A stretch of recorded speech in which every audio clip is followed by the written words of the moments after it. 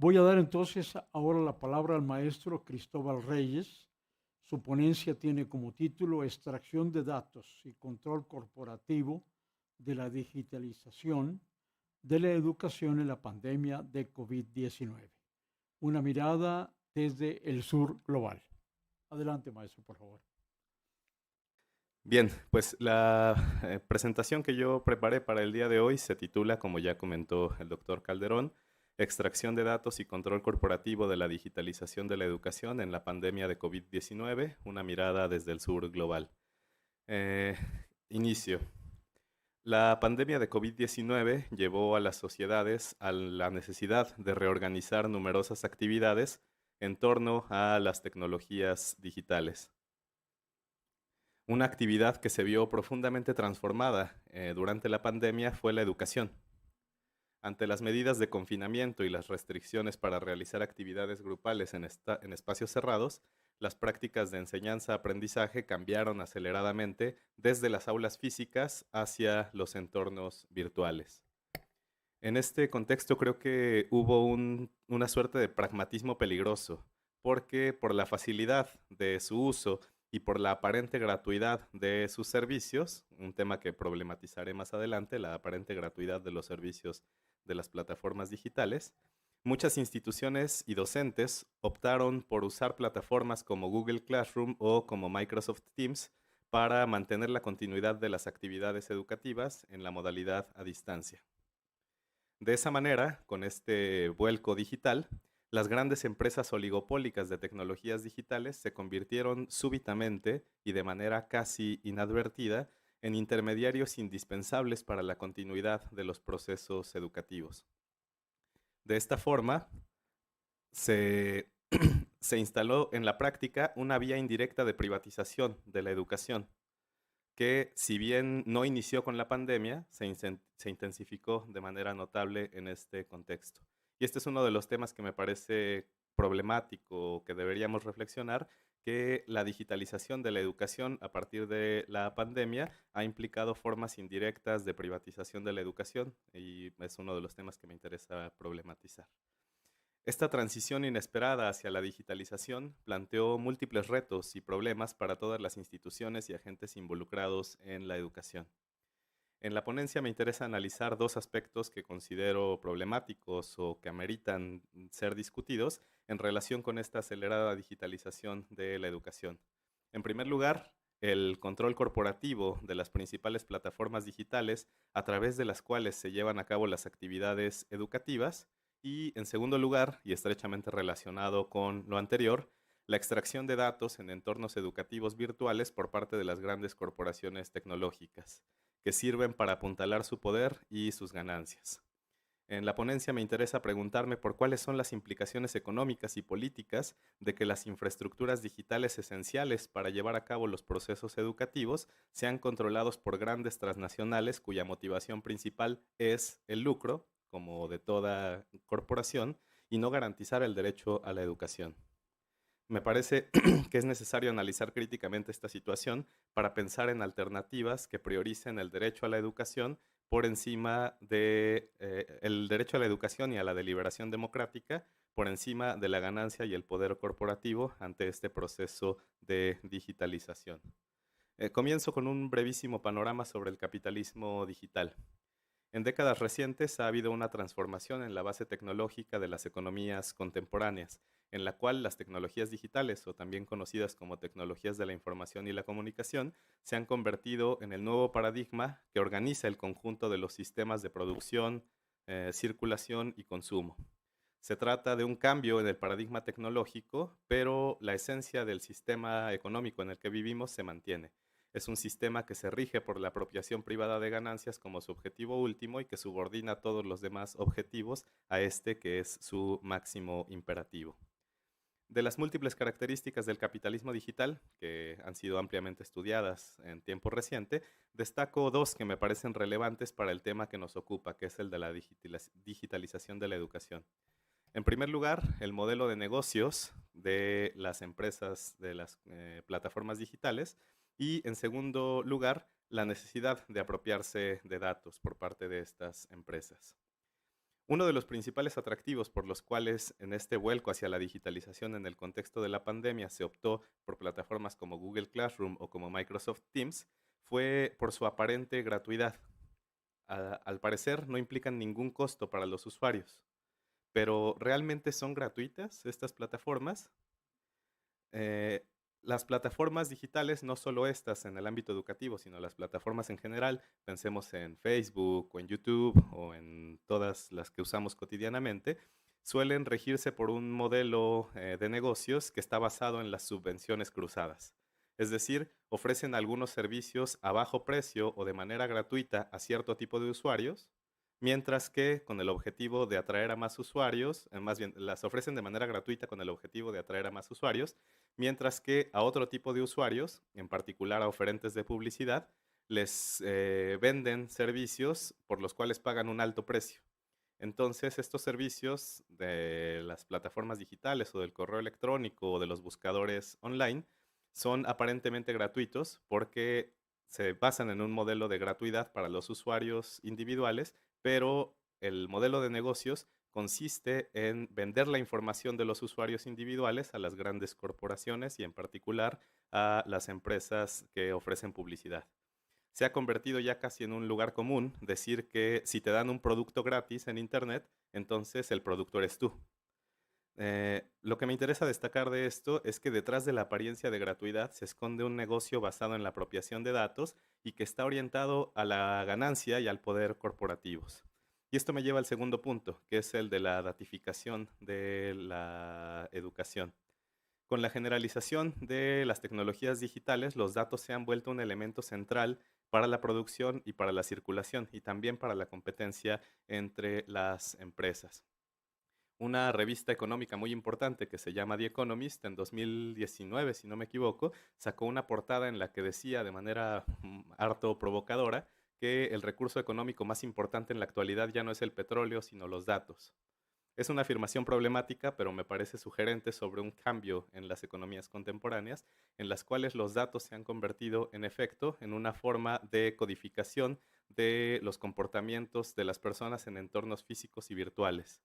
¿Por qué es importante la apropiación de datos para las empresas?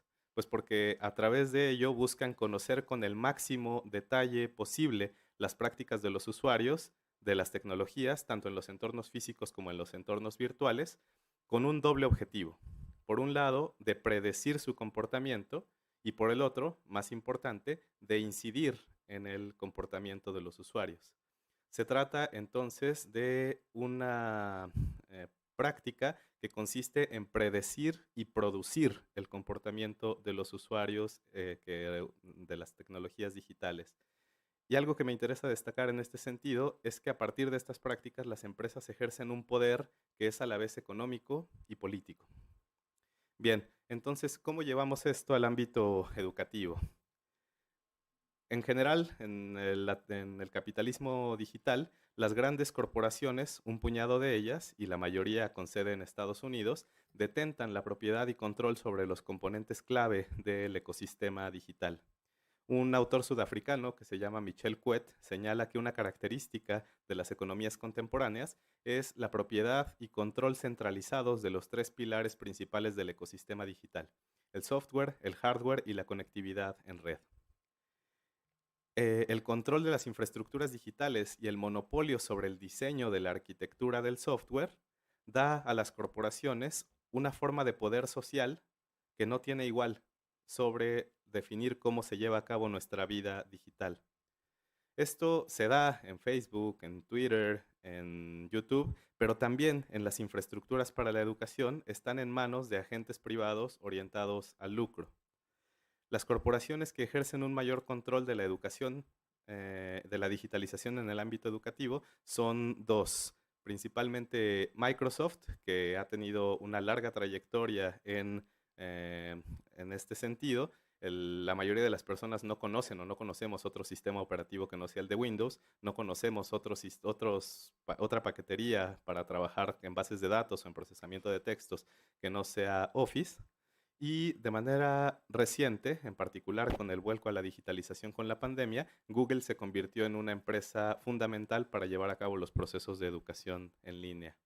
Se estima que, bueno, en este caso no hay mucha información, una característica de las empresas digitales es que no son del todo transparentes, pero se estima que en el primer año posterior a la pandemia, es decir, de marzo de 2020 aproximadamente a marzo de 2021, hubo más de 100 millones de usuarios que pasaron a usar las plataformas de Google para tener la educación en entornos digitales. No solo Classroom, sino también Google Docs, Google Meet y otras. Mm, Algo que a veces pasamos por alto es cuáles son las implicaciones económicas, políticas y pedagógicas de poner las infraestructuras digitales para la educación en manos de una gran corporación cuyo interés principal es la obtención de ganancias y no el derecho a la educación. Mm, Además, en el sector educativo, el control corporativo reviste particular importancia, porque la decisión de qué ecosistema digital se elige para usar en las escuelas es crucial. Las tecnologías específicas que se implementan producen hábitos y lo que se conoce en la bibliografía como dependencias de sendero o dependencias de trayectoria, path dependencies, que moldean hábitos, preferencias y que generan una base de conocimientos sobre qué significa involucrarse en el ámbito de lo digital. Y de esa manera moldean los hábitos de las próximas generaciones de usuarios de las tecnologías desde su infancia. Dicho de otro modo, tiende a conformarse a partir del uso de plataformas como Google Classroom, lo que algunos autores han llamado una ciudadanía Google o una ciudadanía Microsoft. Bueno, ya no sé cómo voy con el tiempo, pero me apuro un poco. Muy bien, está bien. Entonces, otro tema que decía es importante considerar es el de la extracción de los datos. Decíamos que los datos se han convertido en uno de los elementos más importantes para la reproducción de las economías contemporáneas. Numerosos autores consideran que la extracción y apropiación de datos de los usuarios de las tecnologías digitales son, de hecho, el componente central del capitalismo digital, y algunos autores, como Shoshana Zuboff, lo han calificado como un capitalismo de vigilancia. Las corporaciones y los estados recolectan, almacenan y procesan enormes bases de datos centralizadas. Ya no cambié la diapositiva, perdón. Sobre los usuarios de Internet en todo el mundo. Se trata entonces de un complejo sistema de vigilancia que es a la vez estatal y corporativo, y esta información, como ya decíamos hace un momento, es usada para manipular a los individuos, a los grupos y a las organizaciones en función de los intereses de las ganancias de las corporaciones y del poder estatal. En el caso de Google, la digitalización en las aulas ha proporcionado acceso a datos de las y los estudiantes desde edades muy tempranas. Esta empresa tecnológica, que además para usar Google Classroom se requiere de una cuenta de Google, que además en muchos casos está vinculada al sistema operativo Android y con lo cual tienen acceso a toda la información que se usa en los dispositivos móviles. Con esto, la empresa tecnológica puede rastrear todas las búsquedas, los anuncios con los que han interactuado las infancias, los correos electrónicos que han escrito y enviado, e incluso las imágenes que descargan en sus dispositivos. Numerosos autores y organizaciones civiles han señalado que, aunque Google puede parecer benevolente al ofrecer estos programas y estas plataformas de manera gratuita, en realidad lo que está haciendo es moldear a los clientes de Google del mañana. Incluso Google se ha enfrentado a varios juicios en Estados Unidos por esta situación. Google ha admitido que ha minado los mensajes de correo electrónico de las infancias desde 2014 y hubo ya reglamentaciones que le prohíben, como una ley de protección de privacidad infantil en Internet, que haga este tipo de prácticas. Pero como las corporaciones no suelen caracterizarse por la transparencia y apelar a la autorregulación de las empresas no siempre da buenos resultados, pues no hay garantías de que esto vaya efectivamente a cumplirse. Entonces, las escuelas son espacios muy importantes en los cuales las grandes empresas tecnológicas amplían su control sobre los mercados digitales. Al ofrecer servicios aparentemente gratuitos desde muy temprana edad, garantizan que tendrán a usuarios cautivos que se acostumbrarán a sus interfaces y a sus sistemas operativos y, tendencialmente, por los costos de transición, tenderán a usar de por vida estos servicios. En el caso de los países de América Latina y de los países del sur global en general, hay un agravante adicional, que es lo que algunos autores, como Michel Cuet, previamente mencionado, han llamado un colonialismo digital. Además de los problemas de punto de partida que caracterizan al proceso de digitalización, como la existencia de brechas de acceso a las tecnologías digitales, por ejemplo, en el mapa se muestra el porcentaje de acceso de los usuarios de la población a Internet, y en la mayoría de los países latinoamericanos ni siquiera la mitad de la población en edad de escolaridad tiene acceso a Internet. Además de esto, eh, quien controla los elementos clave para el ejercicio de la digitalización en nuestros países son corporaciones que tienen su sede en Estados Unidos o en los países del llamado Norte Global. Al constatar que son estas empresas tecnológicas del llamado Norte Global las que ejercen un dominio estructural sobre los componentes clave del ecosistema digital, algunos autores han afirmado que nos encontramos ante la conformación de un colonialismo digital. Para autores como Michel Cuet, así como las metrópolis controlaban las infraestructuras críticas, como puertos o ferrocarriles, en sus otrora territorios coloniales, actualmente las corporaciones tecnológicas que se ubican en el norte son propietarias de los pilares del ecosistema digital en los países del llamado sur global. Los autores que hablan sobre el colonialismo digital enfatizan que se trata de una forma de dominación estructural que se ejerce a través de la propiedad y control centralizados del software, el hardware y la conectividad en red. Esta propiedad otorga a Estados Unidos y a las corporaciones que tienen su sede ahí un inmenso poder político, económico, social y además un enorme poder para incidir sobre los procesos pedagógicos en el sur global, que es lo que nos interesa en este momento por acá. Entonces, con el control de las infraestructuras digitales y la extracción de datos por parte de las grandes empresas tecnológicas, asistimos a una reconfiguración y profundización de las asimetrías que caracterizan al capitalismo como sistema mundial. Y algo que me interesa destacar en específico sobre este tema del colonialismo digital es que el control corporativo sobre las principales infraestructuras digitales resta capacidad de autodeterminación a los gobiernos y a las comunidades locales sobre sus procesos educativos. Se trata entonces de perspectivas en disputa en torno a la educación. Por un lado, tenemos a las corporaciones que no ven a la educación como un derecho y que menos aún ven a la educación como un proceso de formación de conciencia popular para la liberación, sino que se la ven a la educación como un espacio para la apropiación de datos en aras de la ganancia y de la concentración en el ejercicio del poder corporativo. Bueno, ya termino señalando que con algunas preguntas que me parece que es importante que nos hagamos. El uso generalizado de las plataformas de las grandes corporaciones tecnológicas tiende a clausurar en la práctica las posibilidades de imaginar y de hacer un uso alternativo de las tecnologías, al construir un sentido común sobre que hay un único uso posible de las tecnologías para la educación. No obstante, me parece importante que nos preguntemos, ¿hay alternativas frente al poder corporativo en el ámbito educativo? La respuesta, por supuesto, no es sencilla.